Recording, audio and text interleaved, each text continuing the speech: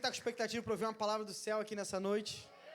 Tá fraco, você não vai ouvir nada desse jeito. Vou fazer de novo. Será que você tá com expectativa para ouvir uma palavra de Deus aqui nessa noite? Melhorou um pouco. Gente, tô com muita expectativa. Só para eu saber, quem estava aqui terça passada?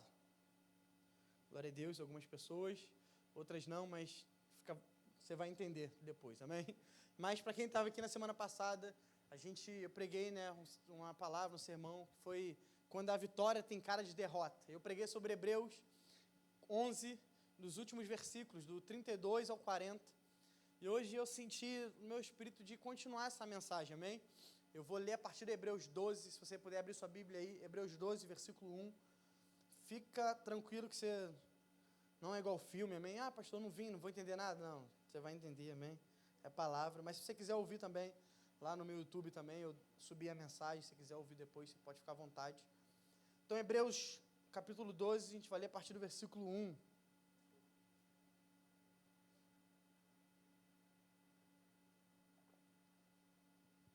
Se puder chamar o tangedor. Quem achou diz amém? Quem vai ler no telão diz glória a Deus. Hebreus 12, 1. Portanto, também nós, visto que temos a rodear-nos de tão grande nuvem de testemunhas, livremo-nos de todo o peso e do pecado que tão firmemente se apega a nós, e corramos com perseverança a carreira que nos está proposta, olhando firmemente para o autor e consumador da nossa fé, Jesus, o qual, em troca da alegria que lhe estava proposta, suportou a cruz, sem se importar com a vergonha, e agora está sentado à direita do trono de Deus. Portanto, pensem naquele que suportou tamanha oposição dos pecadores contra si mesmo, para que vocês não se cansem e nem desanimem. Quem pode dizer um amém por essa palavra aqui? Feche os olhos, vamos orar. Espírito Santo de Deus, nessa noite nós pedimos que o Senhor fale ao nosso coração nesse lugar, Pai. Nós te entregamos esse culto em suas mãos, essa reunião em suas mãos, Pai. Nós declaramos que nós não viemos nessa noite, nesse lugar, para qualquer outra coisa, que não seja ter um encontro com a sua glória, que não seja aprender mais da sua palavra, Senhor. Por isso eu quero pedir que toda distração, Pai, que toda voz contrária venha silenciada agora no nome de Jesus, Pai. Eu quero declarar que nossos olhos, nosso coração, nossos ouvidos estejam abertos para receber tudo aquilo que o Senhor quer falar com a sua igreja nessa noite, Pai. Que eu seja apenas um canal, apenas um instrumento, Pai. A glória é sua nessa noite, que seja o Senhor falando com a sua igreja, no nome de Jesus. Amém. Glória a Deus. Como eu falei na semana passada, a gente leu a última parte de Hebreus 11, e agora a gente está lendo o início de Hebreus 12. E sabe uma curiosidade, talvez você pode saber, mas talvez você não saiba. Quando a Bíblia ela foi escrita, ela não foi escrita com capítulos e versículos. Amém? Quando o escritor de Hebreus, e a gente explicou isso na semana passada, Hebreus é um dos únicos livros da Bíblia, talvez seja ele mais um, ele mais dois, livros que a gente não tem certeza da autoria dele. Por exemplo, quem escreveu Mateus foi Mateus, amém? Quem escreveu João foi João, quem escreveu Atos foi Lucas, quem escreveu Romanos foi Paulo. A gente, na maioria dos casos, a gente sabe quem escreveu porque Paulo começa ali em Romanos, olha, eu, apóstolo Paulo, ele mesmo se apresenta. Em Hebreus, ninguém se apresenta, não fala nome nenhum, a gente não tem como saber. Eu expliquei um pouco, não vou entrar em todos os detalhes, porque senão a gente vai perder muito tempo com isso, que eu já expliquei semana passada, mas Hebreus, a gente não sabe por quem foi escrito, mas ele sabe para quem foi escrito, que eram os judeus que estavam quase desviando da fé, estavam retrocedendo, querendo abandonar o cristianismo para voltar para o judaísmo. Enfim, a gente falou sobre isso. Então, quando o escritor de Hebreus estava escrevendo ali, ele não estava escrevendo, olha, Hebreus 11, agora Hebreus 12. Não. Ele só escreveu uma carta contínua, como eu e você escrevemos uma mensagem de texto, acho que ninguém escreve carta mais, né? Só se for muito romântico aí, cadê os românticos que escrevem carta ainda? Não sei. A gente não fica botando capítulo, versículo. Não, a gente escreveu contínuo. Para que vem então, pastor, capítulo, versículo? Exatamente para a gente fazer o que eu acabei de fazer. Gente, abre aí em Hebreus 12, versículo 1. Você achou rapidinho, não foi? Imagina se não tivesse capítulo e versículo.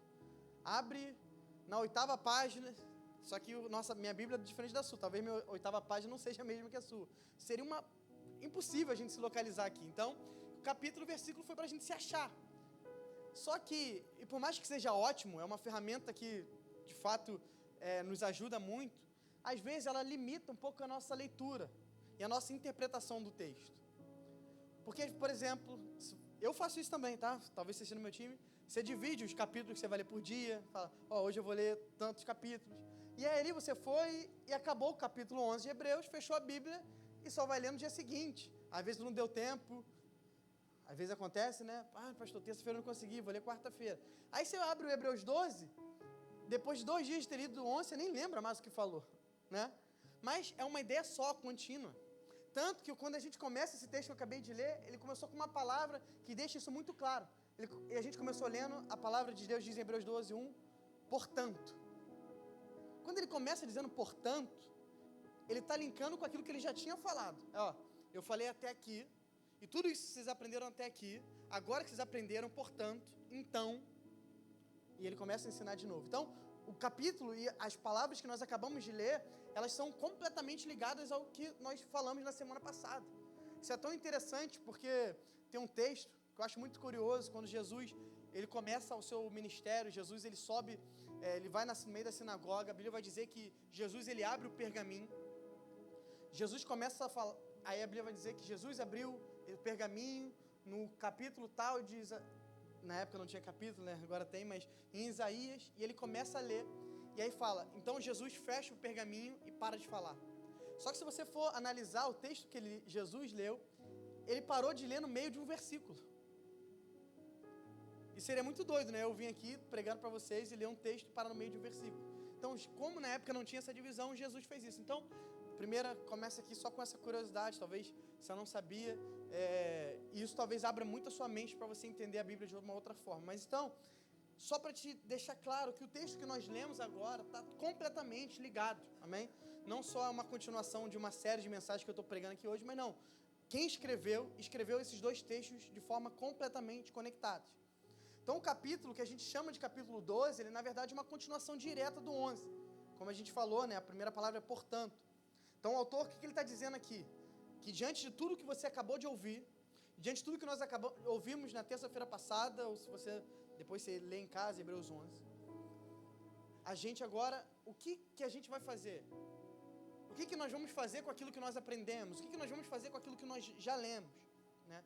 E existe uma frase de um filósofo, né, chamado Kierkegaard, que ele vai dizer que a vida, ela deve ser compreendida para trás, mas ela deve ser vivida para frente.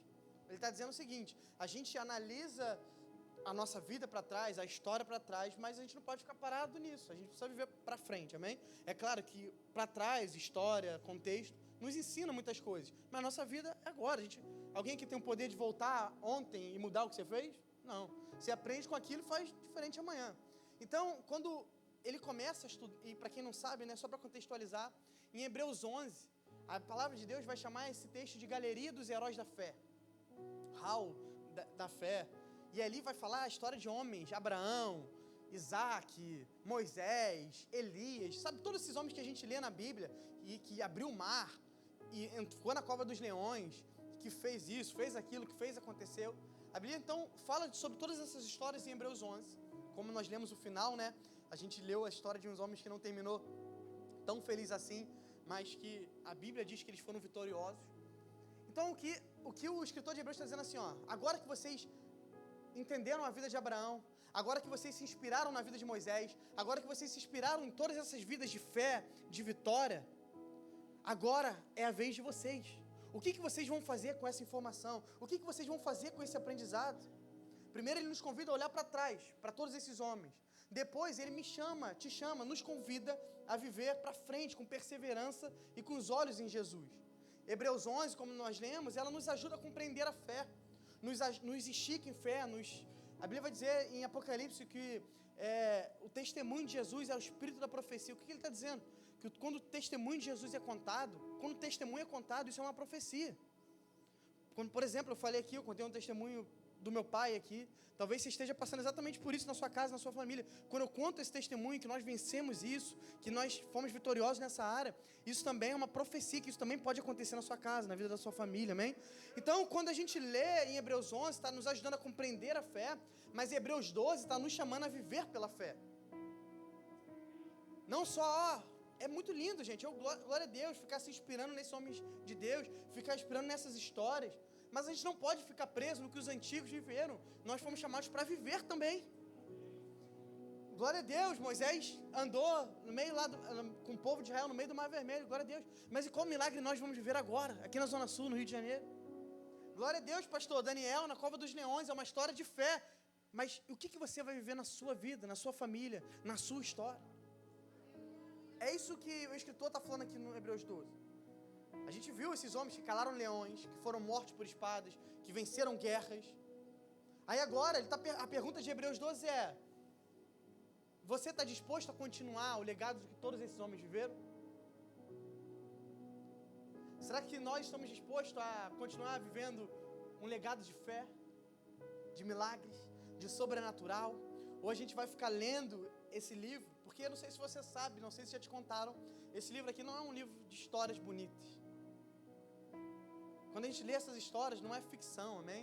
Você não está lendo Nárnia, você não está lendo Harry Potter, você não está lendo nenhum desses livros que às vezes são muito legais. Não, você está lendo sobre histórias reais que aconteceram, de homens e mulheres que venceram batalhas, que venceram leões, que venceram a fornalha ardente, que venceram o Mar Vermelho, que venceram tantas coisas. Mas isso não é só para a gente achar bonito e chorar, muitas vezes ouvindo, não. Isso é para também nos impulsionar a viver por fé. Porque quando eu olho, a Bíblia vai dizer que nosso Deus é o mesmo ontem, hoje e vai ser para sempre. O mesmo Deus que abriu o Mar Vermelho lá em Êxodo é o mesmo Deus que continua fazendo hoje. O mesmo Deus que curava leprosos, que curava paralíticos, que curava cegos, é o mesmo Deus que continua curando hoje. Terça-feira passada, quem estava aqui, a gente orou por cura aqui. No dia seguinte, a gente já recebeu o testemunho, uma irmã que estava com, acho que era no ombro, né, uma dor no ombro há anos, já foi médico, especialista disso, especialista daquilo, acho que médico em São Paulo, médico no Rio de Janeiro. Ela veio aqui, ela recebeu uma oração, Deus acordou ela na madrugada, quando ela foi ver, ela já não estava sentindo mais dor nenhuma no ombro. Sabe por quê? Porque nosso Deus não está morto, Ele está vivo. Então, a gente pode ficar só lendo todo dia, lendo a Bíblia, igual como se a gente estivesse vendo uma série. Ah, que história bonita. Ou a gente pode ler falando, se Deus fez isso no passado, Ele vai fazer na minha vida também. Se Deus fez isso lá em Israel naquela época, Ele vai fazer na Zona Sul do Rio de Janeiro também. Ele vai salvar pessoas, Ele vai curar, Ele vai libertar. Esse é o Deus que eu sirvo. Eu não creio num Deus morto, num Deus esquecido, num Deus... Não, eu creio num Deus que está vivo, curando, operando milagre, andando por aí, tocando pessoas. E sabe, então a gente leu essa galeria dos heróis da fé em Hebreus 11 e hoje eu quero falar o que é, como a palavra de Deus, como a Bíblia, como esse autor de Hebreus, em Hebreus 12, está nos convidando, me convidando, te convidando a viver, amém? Hoje a gente vai refletir sobre 3 atitudes que a fé exige de quem quer continuar, de quem não quer só ser mais um, amém? De quem quer viver em fé, de quem quer viver vitória, de quem quer viver milagre. 3 atitudes de fé que existem de quem quer continuar. Mesmo quando tudo... Pastor, mas eu olho ao meu redor, eu olho as circunstâncias, nós falamos isso semana passada. Muitas vezes a nossa vitória vai ter cara de derrota. As pessoas vão olhar e parece que a gente está perdendo, parece que está dando tudo errado. Mas o Senhor nos convida a continuar posicionados mesmo nesses lugares. Porque é fácil crer quando o mar está abrindo na minha frente. É fácil crer quando o Senhor está parando uma tempestade na minha frente. Mas e quando está tudo dando errado, será que eu continuo crendo? E hoje nós vamos refletir sobre essas 3 atitudes que o escritor de Hebreus, a gente acabou de ler. E a primeira delas, se você tem o costume de anotar, se você anota aí no seu bloco de notas, no caderninho, o primeiro convite que esse escritor vai fazer para a gente é que nós precisamos correr com leveza. Hebreus 12, versículo 1. Desembaraçando-nos de todo o peso e do pecado que tenazmente nos assedia. O que o autor de Hebreus está falando aqui? Ele está usando uma imagem de uma corrida. Ele está fazendo uma ilustração de uma corrida, ele vai nos alertar. Ninguém corre carregando um peso desnecessário, não é verdade? Não sei quem aí, eu corro, eu treino corrida, não sei quem corre aqui também. Com menos peso que eu tiver, é melhor para mim. Às vezes, quem corre menos, às vezes um celular no bolso te irrita. A chave te irrita, você quer, porque pesa e aquilo ali te atrapalha. E o escritor de Hebreus está falando, olha, aquele que corre, aquele que vai correr a corrida da fé, aquele que vai participar dessa corrida, ele não pode ter um peso sobre ele. Ele precisa estar leve. E ele vai falar de 2 tipos de obstáculos que prende essa pessoa, que talvez esteja te prendendo e me prendendo hoje, para a gente continuar perseverando nessa corrida da fé. Primeiro, ele vai falar sobre o pecado, que é destrutivo, que é traiçoeiro, que é enganoso, né?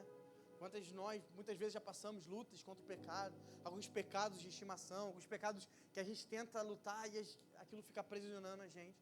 Mas fora o pecado, a Bíblia também vai falar sobre um peso, que nem sempre é um pecado, mas nos atrasa, nos pesa, nos suga, desvia o nosso foco. Porque o pecado, ele vai nos prender. Na verdade, com o pecado, você nem sai do lugar. Enquanto nós estamos no pecado, nós estamos aprisionados, nós estamos presos. Mas a partir disso, a Bíblia vai falar não só sobre o pecado, ele vai falar sobre um peso também. O que pode ser esse peso, pastor? Pode ser uma mágoa de alguém que você não consegue largar. Alguém que você não consegue perdoar. Pode ser um medo que você alimenta. Pode ser uma ansiedade que você talvez não entregue para o Senhor. Uma rotina que te distrai de Deus. Alguns compromissos que te distraem. Eu não sei qual tem sido o peso na sua vida. Nem todo peso é pecado, amém? Mas muitas coisas, por mais lícitas que elas são, elas estão nos desviando do foco. Elas estão nos tirando do caminho. Elas estão nos atrasando. Elas estão pesando a nossa caminhada. Às vezes a gente está aí tentando, carregando coisas nas costas que Ele nunca te pediu para levar. Tem gente que está com peso, e não é porque você escolheu levar esse peso. Compromissos que você se envolveu e o Senhor nunca te pediu. Esses dias eu vi uma pessoa botou uma frase dessa, ela falou, cara, se você está ocupado demais e não tem mais tempo para servir a Deus, não tem mais tempo para ler a Bíblia, não tem mais tempo para adorar, provavelmente você está fazendo muito mais do que o Senhor te pediu para fazer.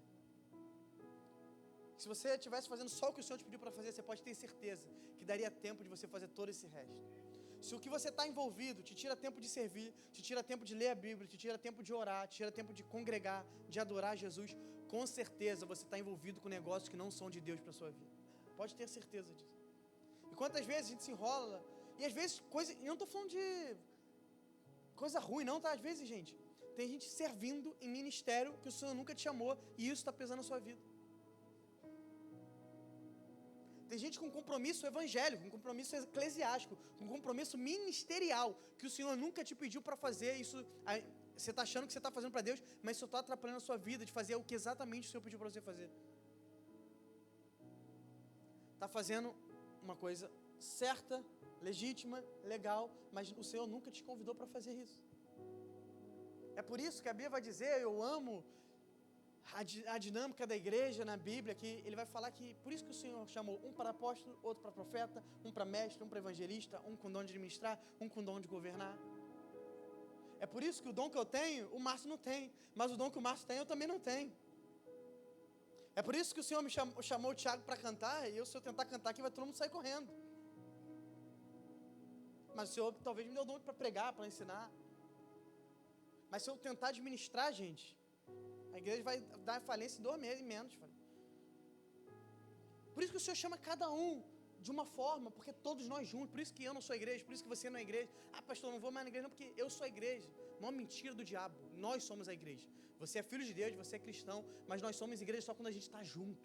Porque nós precisamos um dos outros. Sabe o que a gente fez hoje na hora do louvor, de dar mão? Isso parece só algo simbólico, mas isso a gente precisa viver assim, de mão dada.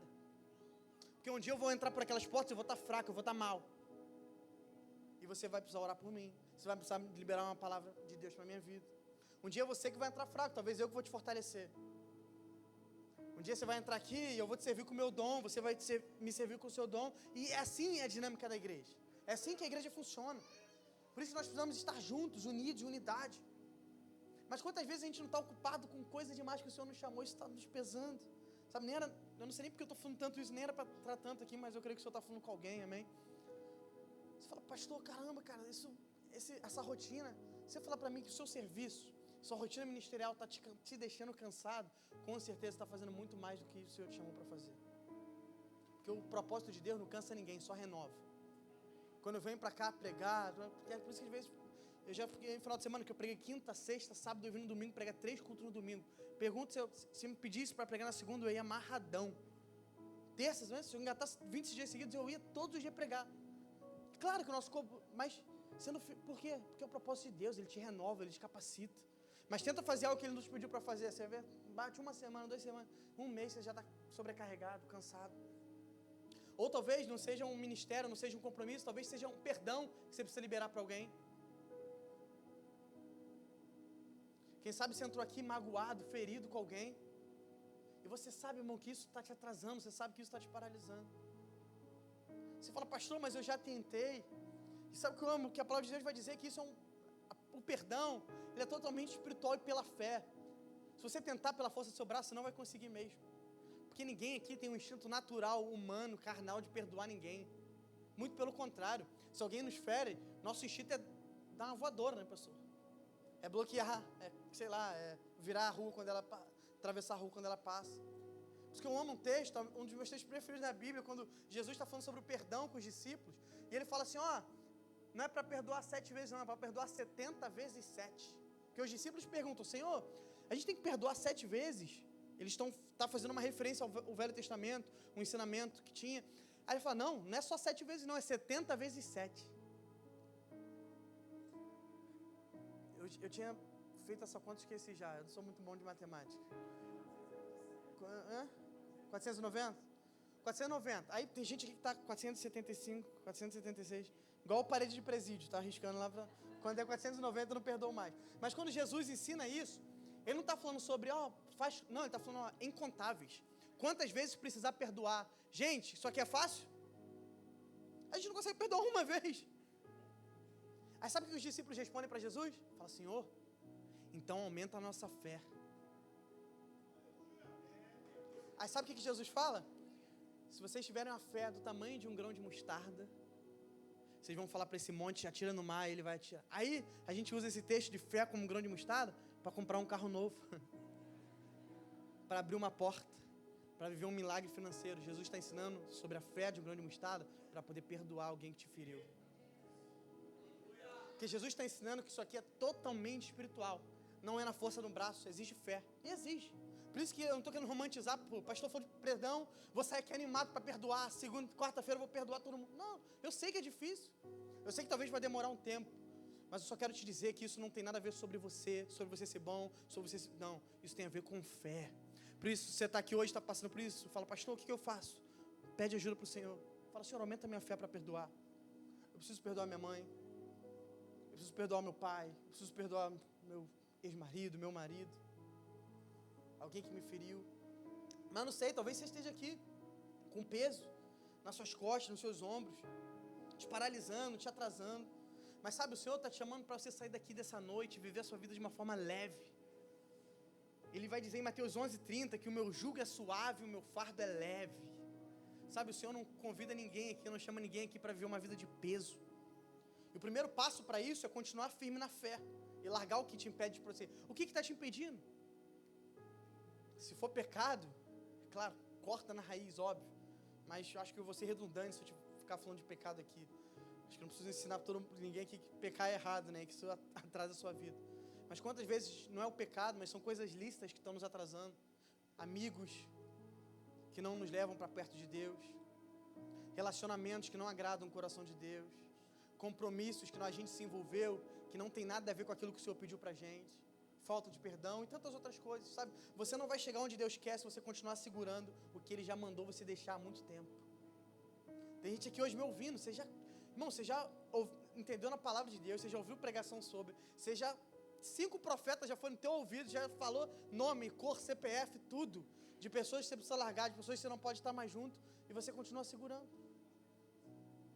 Você continua aprisionado, você continua apegado. Quando você vê, pastor, por que as coisas não estão andando? Por que não está? Porque você está se apegando a coisas que o Senhor já te mandou largar há muito tempo. A pergunta nessa noite, essa não precisa me responder, mas fica para sua reflexão. Do que você precisa se desembaraçar, como o texto vai dizer, para você correr com leveza, sabe? O Senhor está te chamando nessa noite, não para correr de qualquer forma, mas para correr firme, forte, veloz para o alvo, para aquilo que Ele tem para você. A linguagem do corredor, não sei se todo mundo vai entender, mas está te chamando para parar de correr no pace 6, 7, começar a correr no pace 4, amém? 3:30, pouquíssimos entenderam, mas glória a Deus, o Senhor está te chamando para correr rápido, de forma leve, sem peso, sem nada te atrasando, amém? Mas em segundo lugar, além dessa corrida de forma leve, além de soltar os pesos, derrubar aquilo que está te atrasando, o Senhor também está te chamando para correr com os olhos no lugar certo. Hebreus 12, versículo 2. Olhando firmemente para Jesus, o autor e o consumador da nossa fé. Sabe o verbo aqui usado de olhar firmemente, no original grego, tem ideia de olhar fixamente, com um olhar que se desvia de qualquer distração. É olhar de forma ininterrupta, é olhar de forma fixada, sem se distrair. Não é um olhar passageiro, um olhar dividido, não. É um olhar que se recusa a tirar os olhos de Jesus. A gente cantou aqui hoje, eu amo essa canção, mas a verdade é que a maioria das vezes a gente canta isso, é uma mentira. Que depois que eu coloquei os meus olhos em ti, nada mais me satisfaz. É lindo essa parte da música. Mas quantas vezes não é a maior mentira que a gente canta? Que a gente sai daqui, nossos olhos se atraem com qualquer outra coisa. Com riqueza, com fama, com prazeres, com pecado. Quando eu coloquei meus olhos em ti, nada mais me satisfaz. Isso pode ser uma verdade, mas quantas vezes ainda não é uma verdade? Mas para ser uma verdade, a gente precisa olhar para ele de uma forma que a gente não pare de olhar. O pecado vai vir aqui, a gente vai continuar olhando. As tentações vão vir, a gente vai continuar olhando para ele. O desejo vai vir, a gente vai continuar olhando fixamente para ele. É um olhar que se recusa a tirar os olhos de Jesus. Por quê? Porque como o texto vai dizer, ele é o autor e o consumador da nossa fé. O que significa autor? Autor foi porque ele começou. Foi porque ele nos criou. Foi porque ele que criou nossa história. A Bíblia vai dizer que antes de nós sermos substância uniforme, antes da gente entrar no ventre da nossa mãe, o Senhor já tinha todos os nossos dias desenhados, contados, escritos no livro dele. Sabe o que é isso? Antes de você ser um feto, antes de você estar na barriga da sua mãe, o Senhor já tinha todos os seus dias escritos, sonhados. Olha como o Senhor te ama e te deseja. Por isso que ele vai dizer, ele é o autor, foi ele que te criou. O que é o autor de uma música? O que é o autor de um quadro de arte? Alguém que fez. É quem criou, então ele te criou, ele te desenhou, ele te formou, mas não só isso. Vai dizer que além de autor, ele também é o consumador, que ele não só criou, mas ele vai continuar com a sua vida nas mãos dele até o último dia, até a obra ser completamente pronta, perfeita, completa. É ele quem vai te levar até o fim. Então você não está correndo para Deus no seu próprio esforço, no seu esforço próprio, na força do seu braço, não. Você está correndo para ele, sustentado pela força dele. Sustentado pela força daquele que já venceu qualquer vitória antes de você, daquele que já venceu qualquer batalha antes de você. No meio de uma corrida, muita coisa quer roubar o nosso olhar. As lutas, as comparações, os resultados que ainda não vieram. Cara, por que isso acontece com a pessoa do lado? Por que isso acontece com o fulano? Por que isso não aconteceu na minha vida ainda? Muitas vezes vão vir críticas, atrasos, medos. E quando a gente tira os olhos de Jesus, a gente começa a afundar, como Pedro afundou naquele texto. A Bíblia vai dizer que Pedro estava num barco com os discípulos. Jesus vem até eles, no meio de uma tempestade, né? E aí eles acham que é um fantasma, eles ficam com medo. E aí Pedro fala assim, se é você mesmo, me manda eu ir até você. A Bíblia vai dizer que no meio da tempestade, Pedro sai do barco, começa a caminhar em cima das águas até Jesus. Mas a Bíblia vai dizer que quando Pedro desvia os olhos de Jesus e começa a colocar os olhos na tempestade, o que acontece? Pedro afunda. E é exatamente a nossa vida. Quando a gente está caminhando por cima do mar, em fé, vivendo aquilo que o Senhor nos chamou, vivendo uma vida gloriosa, uma vida de milagre, uma vida na fé. Mas quando a gente para de olhar para Ele, para o autor e o consumador da nossa fé, e a gente começa a olhar para as circunstâncias que nos amedrontam, que colocam medo na nossa vida. Se vamos ser sinceros, gente, um cara que vem aqui me falar que as circunstâncias não te afetam em nada é o maior mentiroso que tem. Você me falar que uma dívida, que alguma enfermidade na sua família, que um problema no seu casamento não te afeta. Claro que nos afeta. Mas o convite é, no meio disso tudo, continuar olhando para Ele. Porque se a gente olhar para a tempestade, porque se a gente olhar para o mar, a gente vai afundar. Mas sabe o que eu amo da graça do Evangelho, da graça do nosso Senhor? É que mesmo também que se você cair, a Bíblia vai dizer que na hora que Pedro cai, Jesus vai até ele, estende a mão, levanta Pedro. E a Bíblia não vai dizer que Pedro voltou para o barco no colo de Jesus.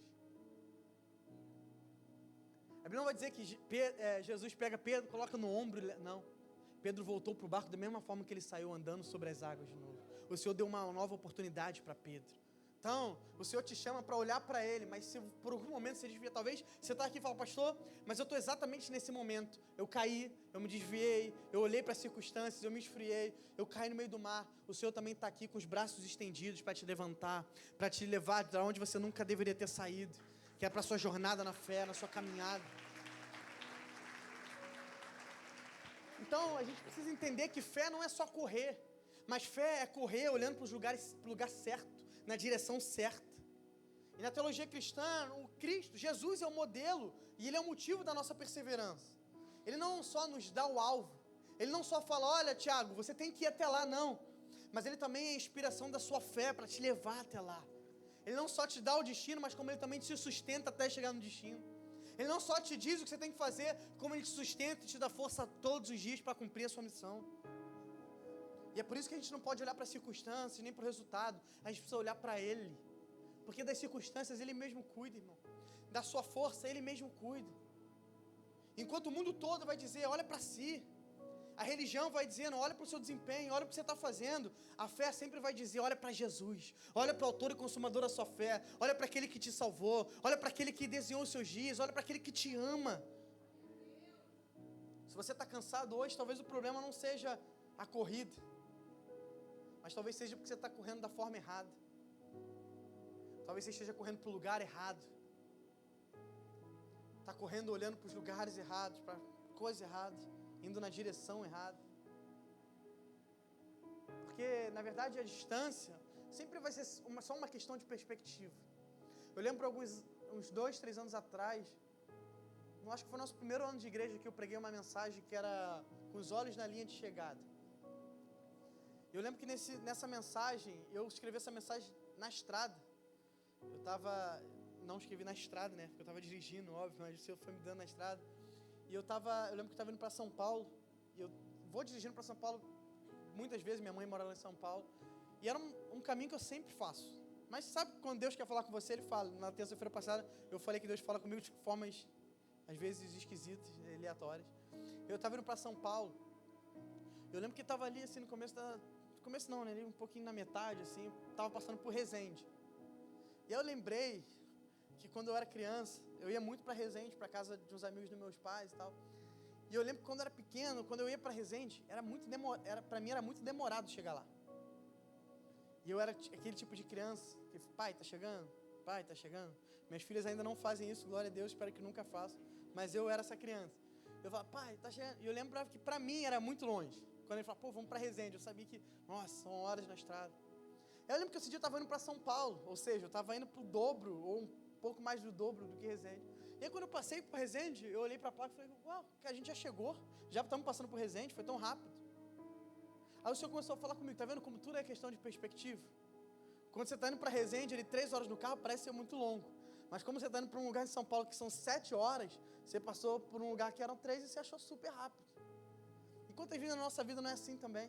Quando a gente está olhando para Jesus, quando a gente está olhando para o nosso foco, para o nosso objetivo, para aquilo que Ele nos chamou, às vezes vem coisas tão menores, a gente nem para tempo para se distrair, coisas que eram tão grandes começam a se tornar tão pequenas, porque a gente está comparando com Ele. Quando eu comparo com a glória de Jesus, quando eu comparo com aquilo que Ele faz na minha vida, quando eu comparo com os propósitos, com o chamado dEle na minha vida, o que se levanta aqui é tão pequeno, é tão curto, é tão rápido, é tão passageiro, porque eu estou indo em direção a Ele, o autor e consumador da minha fé. Então o Senhor te chama para correr de uma forma leve, mas também correr olhando para a pessoa certa, para o lugar certo que é Jesus. Em terceiro e último lugar, a Bíblia vai te chamar e vai me convidar e vai te convidar a não correr só olhando para o lugar certo, não só correr de uma forma leve, mas ela vai também nos convidar a correr com resistência. Correr não de uma forma que a gente canse rapidamente, não, mas correr de uma forma que a gente aguente a corrida. Hebreus 12:3, considerem, pois, aquele que suportou tamanha oposição dos pecadores contra si mesmo, para que vocês não se cansem e nem desanimem. O convite do Senhor é para a gente não se cansar e não desanimar. E agora que esse autor está chamando a gente a considerar Jesus. E não só considerar Jesus, mas considerar o que Jesus passou. Oposição, rejeição, humilhação. E mesmo assim a Bíblia vai dizer que Jesus não recuou por um momento, mas continuou seguindo o propósito dele. E o autor está falando, olha, se você está cansando, você está sobrecarregado, se você está perdendo suas forças, se lembra de Jesus. Se lembra do que Ele passou para você estar aqui. Se lembra do que Ele suportou naquela cruz. Não sei se você lembra tudo, mas o Filho de Deus, o nosso Salvador, o nosso Messias, foi humilhado, transpassado, ficou nu, cuspido, xingado, ofendido, chicoteado, crucificado. para que eu e você estivéssemos aqui hoje, tendo salvação. Eu não sei o que você está passando, mas eu tenho certeza que não chega perto do que o nosso Messias passou naquela cruz. Uma vez eu ouvi algo que mudou toda a minha perspectiva, porque quando a gente vai parar para estudar, a gente vai ver que Jesus era filho de um carpinteiro. E por mais que tenham divergências teológicas, se Jesus foi de fato carpinteiro, ou se ele foi um fariseu, enfim, não estou para entrar nesse debate aqui. Mas se a gente parar para pensar que o filho, ele assumia a profissão do pai, então Jesus, o pai era carpinteiro, provavelmente mesmo que ele não viveu a vida toda como carpinteiro, Jesus trabalhou com o pai, Jesus ajudou o pai. E uma vez eu ouvi um homem de Deus dizendo isso, se você parar para pensar, Jesus trabalhou usando o mesmo material, os mesmos elementos que um dia crucificariam ele. Sabe o que é mais interessante? Porque, diferente de mim, de você, que não sabemos o que vai acontecer amanhã, eu não sei o que vai acontecer amanhã, eu não sei o que vai acontecer na quinta-feira, sexta-feira, Jesus sabia exatamente tudo o que estava esperando ele. Pensa só, Jesus trabalhando com um martelo, uma madeira, um prego, trabalhando exatamente com o material que um dia crucificariam ele. Material que exatamente um dia colocaria ele na pior tipo de morte, pior tipo de dor que um ser humano podia suportar. E mesmo assim ele não recuou nem um minuto sequer, por amor a mim e a você, por amor à humanidade, pela salvação da humanidade. Jesus suportou todas as ofensas, todas as dores, todos os chicotes, tudo. Por quê? Porque ele nos amou. Ele veio no mundo para nos perdoar, para nos salvar. E sabe, o motivo disso tudo é muito claro. Quando ele vai falar para você que vocês não se cansem nem desanimem, ou seja, lembra dele. Porque ele não cansou, ele não desanimou, até aquilo que ele precisava fazer se completar. Cansar e desanimar, irmão, muitas vezes vai ser humano. Todos nós enfrentamos momentos que nós queremos parar. Mas o escritor de Hebreus vai estar nos lembrando aqui, o segredo para não parar não está na sua força. Não está em quão crente você é, não está em se você fez seminário ou não, se você é pós-doutorado em teologia ou não, se você é da intercessão ou não, se você é crente. Não é isso que vai definir se você vai desistir ou não. Não. O que vai definir se nós vamos continuar de pé é se nós estamos olhando para Jesus, mas se nós estamos constantemente nos lembrando do exemplo dele. Porque quando a gente olha para Jesus, a gente entende que ele não pediu nada de nós mesmos que antes ele não nos tivesse nos dado. E que antes ele não tivesse passado. Tudo que Jesus pede para mim e para você, ele já nos deu, ele já nos capacitou para que a gente possa fazer. Na cruz, nós temos o sim, nós temos o amém. Na cruz, nós temos força. Na cruz, nós temos tudo que o Senhor pede para você, irmão. Ele já te capacitou para fazer. E mais do que isso, tudo que Ele pede também para nós suportarmos, Ele também suportou. A Bíblia vai dizer que Jesus foi homem como eu e você. Jesus teve tentações como eu e você. Jesus passou por problemas como eu e você. Ele foi ferido, mas continuou. Ele foi injustiçado, mas não retrocedeu. Ele foi silenciado, mas não deixou de cumprir o propósito dele. Tem um teólogo, Dietrich Bonhoeffer, um teólogo alemão, que ele vai dizer que quando Cristo chama um homem, ele convida ele a vir e a morrer. E não morrer fisicamente, necessariamente, né? Como a gente viu que alguns homens de Hebreus 11 foi, mas morrer para o nosso conforto, morrer para o nosso orgulho, morrer para a nossa carne, morrer para a nossa desistência, para a nossa alma. A fé, ela não vai ser apenas uma jornada de milagres. Vai ser muitas vezes. Eu creio que todos nós vamos viver milagres aqui. Eu creio que você vai viver milagre no seu casamento, na sua família, na sua vida financeira, na sua vida emocional, na sua saúde. Eu creio em milagre. Não só creio, como eu falei semana passada, nós não só temos que crer, como a gente tem que buscar viver milagre. Jesus está vivo e continua operando milagre. Mas a fé é muito mais do que uma vida de milagres e de oba-oba e de momento. A fé vai ser uma caminhada de resistência e de fidelidade até o final. O cansaço muitas vezes vai ser real, a oposição, a dor vai ser intensa. Mas a verdade é que nós podemos descansar numa certeza que Cristo já venceu tudo isso. E mais do que vencer, Ele continua caminhando do nosso lado, pegando na nossa mão, nos fortalecendo, nos capacitando, nos habilitando. A fé não é apenas o início da nossa corrida, mas ela é a força que vai também nos fazer continuar quando a gente quer parar, quando a gente quer desistir. Talvez você entrou aqui e falou, pastor, estou cansado, cara, não tenho força nenhuma mais para continuar. Jesus continua aqui, Jesus continua te pegando na mão, Jesus continua te fortalecendo, Jesus continua te dando força quando você não tem mais. A Bíblia vai dizer que a alegria do Senhor é a nossa força. A Bíblia vai dizer que quando nós estamos fracos, Ele nos faz forte. Então, se você está aqui e fala, pastor, estou fraco, estou cansado, ótima notícia. Esse é o cenário perfeito para Jesus vir e fazer a obra dele na sua vida. Esse é o cenário perfeito para ele te fortalecer. Esse é o cenário perfeito para ele operar um milagre na sua vida. Porque não tem a ver com a sua força, mas tem a ver com a força dele em você. E essa fé que continua quando tudo diz para a gente parar, quando as circunstâncias, quando o cansaço. Hebreus 11 vai nos mostrou que toda vitória, nem toda vitória tem cara de vitória, né? Homens e mulheres venceram mesmo quando pareceram derrotados. Mas aí a gente chega em Hebreus 12, nos textos que nós lemos hoje. Ele vai nos lembrar que a vitória não é apenas crer um dia e viver uma vitória um dia, não. É continuar crendo todos os dias da minha vida. Porque quando a gente vai parar para estudar o povo no deserto, a Bíblia vai dizer que existia um maná para cada dia. E quando o povo tentava segurar o maná para guardar para o dia seguinte, o que acontecia com aquele alimento? Apodrecia. Porque o maná de hoje não serve para amanhã. O maná de amanhã não vai servir para quinta-feira. E o maná de quinta-feira não vai servir para sexta-feira também. Por isso que a Bíblia vai dizer que Deus tem um maná, tem um sustento, tem uma provisão, tem um milagre a cada dia, a cada manhã. E olha só que louco. E a gente julga aquele povo, mas a gente faz igualzinho. É um povo que estava vendo comida. Irmão, você imagina ver comida cair do céu. Imagina estar um calor, ver uma nuvenzinha para em cima do sol só para tampar o calor. Imagina, você está vendo isso, você está vendo uma comida cair do céu. E aí tu pega, tu come e você não acredita que vai cair amanhã. Aí já caindo 7 dias seguidos. E o povo continuava tentando guardar para o 8º. Irmão, já caiu 7 dias seguidos. Vai continuar caindo amanhã. Porque o mesmo que fez ontem vai fazer hoje, vai fazer amanhã também. Mas quantas vezes a gente não está apegado a coisas que o Senhor fez lá atrás? Esses dias eu preguei sobre isso aqui também numa terça. Sobre restauração de altar e tirar as cinzas. Quanto crente que está vivendo em cinzas? O que é cinza? É um milagre que já viveu, é um fogo que já queimou, é uma experiência que já teve, está pegado com aquelas cinzas ali. Quando o Senhor quer queimar um fogo novo, quer fazer uma obra nova, quer viver um milagre novo, irmão, glória a Deus que Ele restaurou seu casamento alguns 5 anos atrás, glória a Deus que Ele fez, mas Ele continua fazendo hoje, amanhã, Ele vai continuar fazendo todos os dias da nossa vida. E por que a gente tem dificuldade de acreditar que Ele fez ontem e vai fazer amanhã de novo? Eu não sei você, eu estou falando de mim aqui. Eu já vi Deus fazendo tanta coisa na minha vida.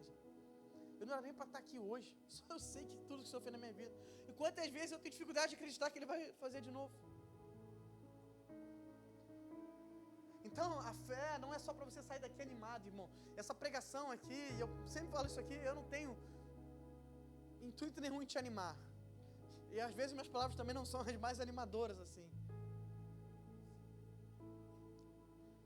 O objetivo disso, porque assim, irmão, vamos falar a verdade, se você sai daqui hoje dando mortal, cambalhota, uau, pastor, que é isso? Vou viver e sair daqui.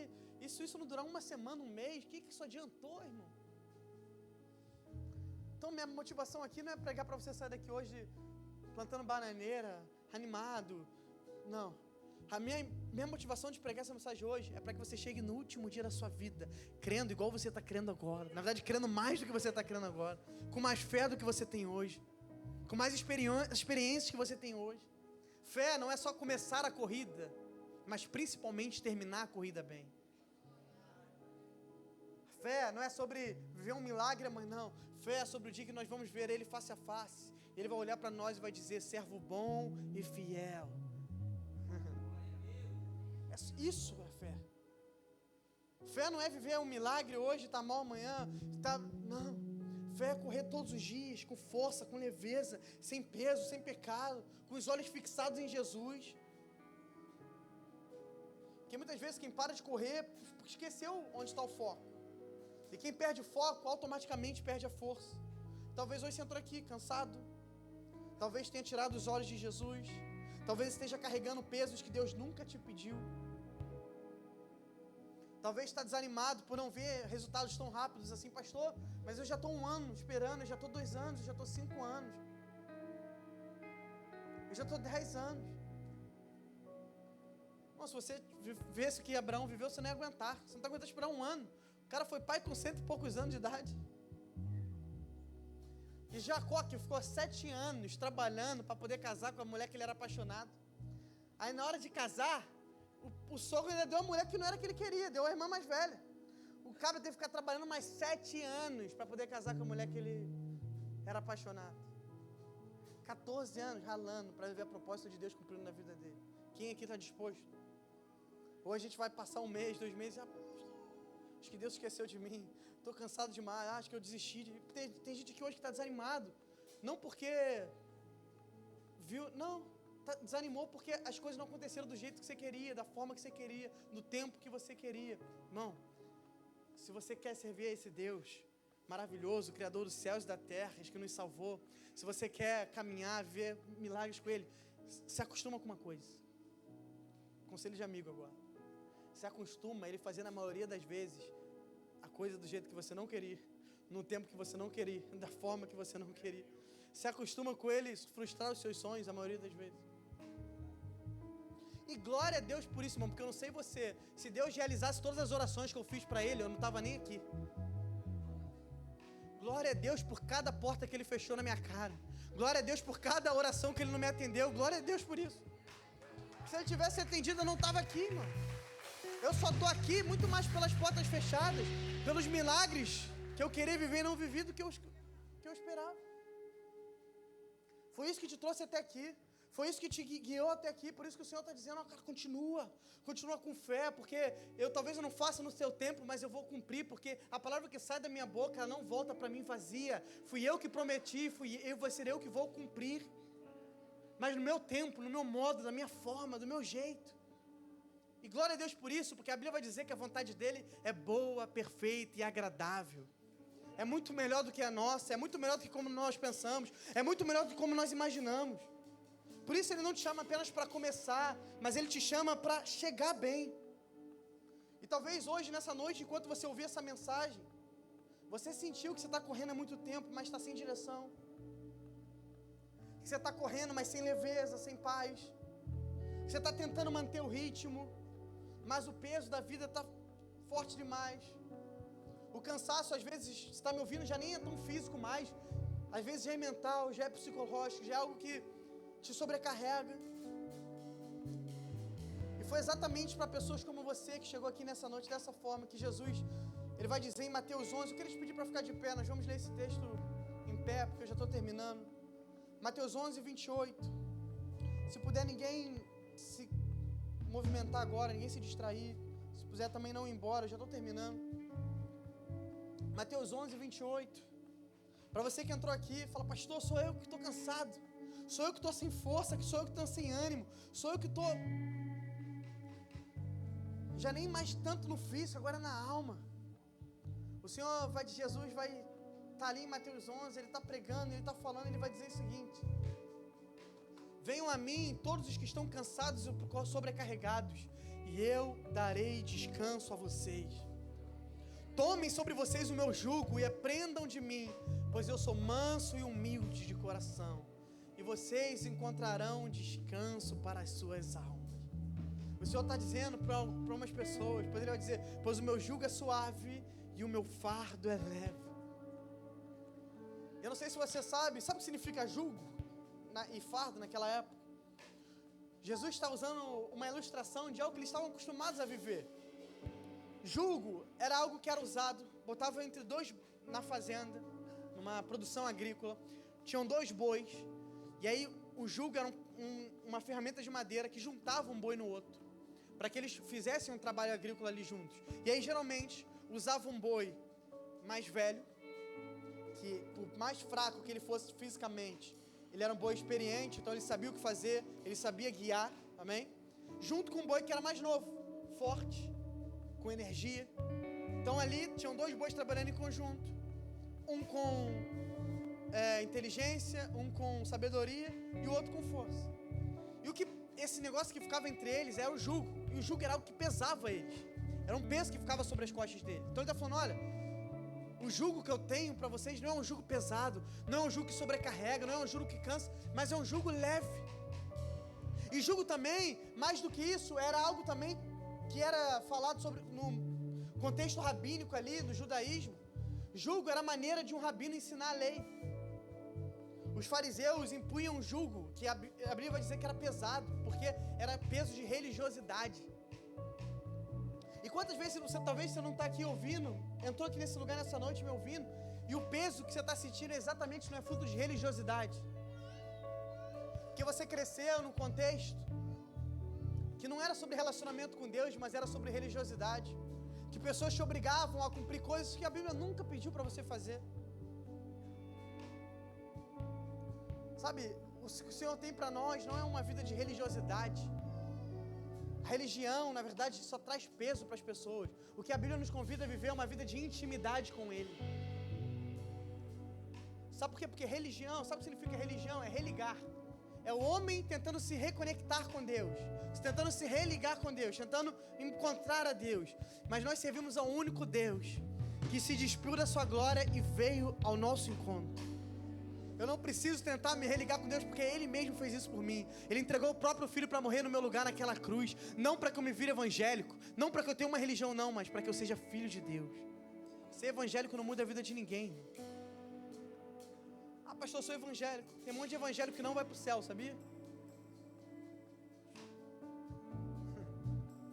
Porque ser evangélico, irmão, eu sou da Novos Começos, sou presbiteriano, sou batista, você está falando de placa de igreja. Placa de igreja não tem poder de salvar ninguém.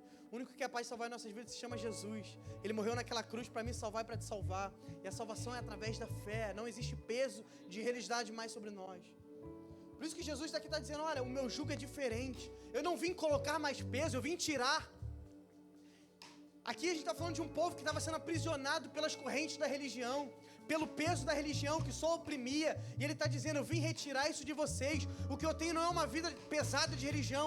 O que eu tenho é uma vida de leveza, de intimidade, de amor, de alegria. Eu não vim afastar, eu vim trazer descanso. E hoje esse é o convite que o Senhor tem para você. Talvez você entrou nessa noite cansado de correr sozinho, cansado de tentar parecer forte quando você sabe que você está fraco. Você entra nesse lugar e só você sabe a máscara que você tem que botar, o sorriso que você tem que fingir. Está cansado de carregar culpas que não foram feitas para você levar. Jesus está dizendo nessa noite, venha a mim. Venha a mim você que está cansado. Venha a mim você que está sentindo peso. Venha a mim você que está com a alma cansada. Venha como estás. Do jeito que você está, Ele te aceita dessa forma. Venha como estás, mas não permaneça como estás, porque quando você vem, Ele te transforma, Ele muda a sua vida, Ele te santifica. Mas você não precisa estar perfeito, não. O convite do Senhor é, venha, você que está cansado, sobrecarregado, pesado. Por isso, quero te convidar a fechar os seus olhos no seu lugar. Nessa noite, o Senhor está indo ao encontro algumas pessoas aqui nesse lugar.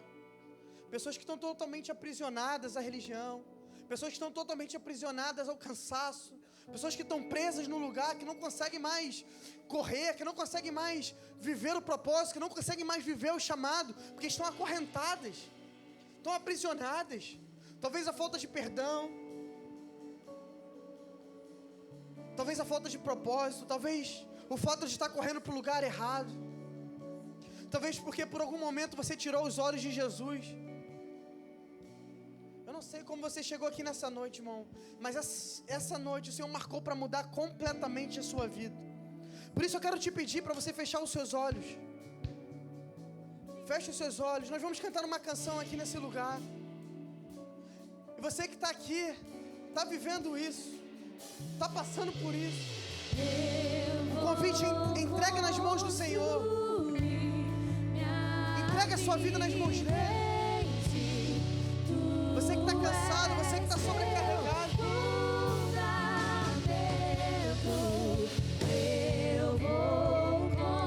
enquanto nós cantamos essa canção, feche os seus olhos, faça uma oração para o seu Pai, dizendo, Senhor, eu te entrego tudo. Senhor, toma aqui minha família, meu casamento, meu ministério.